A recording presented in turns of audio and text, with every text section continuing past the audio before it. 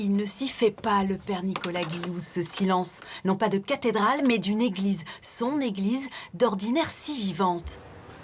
C'est vrai que ça fait bizarre, c'est le troisième dimanche où j'ouvre cette porte, et ben personne. Voilà, et on est dimanche, et en plus aujourd'hui c'est le jour des rameaux, on devait accueillir 700 personnes. Il y a bien eu quelques fidèles à venir chercher, en catimini, les rameaux de laurier offerts par la paroisse. C'est un objet symbolique, mais qui nous unit à tous les chrétiens. Des chrétiens pour qui cette année, le début de la Semaine Sainte signe bien la fin du carême, mais pas de la quarantaine.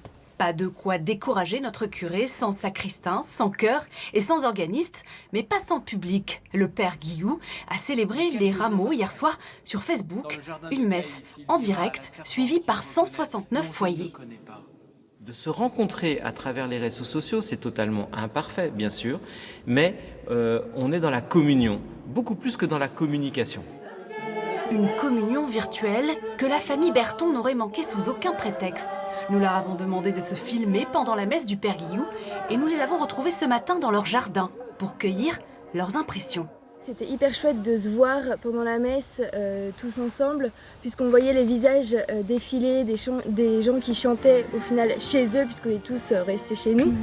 Et ça crée vraiment cette atmosphère de communauté, de fraternité. J'étais habituée à servir la messe, tout ça, et du coup, bah là... Ça te manque?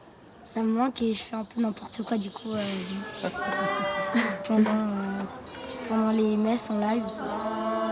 Si les évêques avaient voulu imposer une transformation digitale à toutes les paroisses de France en 3 semaines, ils n'auraient jamais réussi, il aurait fallu 15 ans. 300 messes diffusées par jour, là où il n'y en avait peut-être que 2 ou 3 avant. Et c'est impressionnant de voir à quelle créativité, inventivité, réactivité l'Église et surtout les laïcs en fait se sont mis au service de leur curé, de leur paroisse.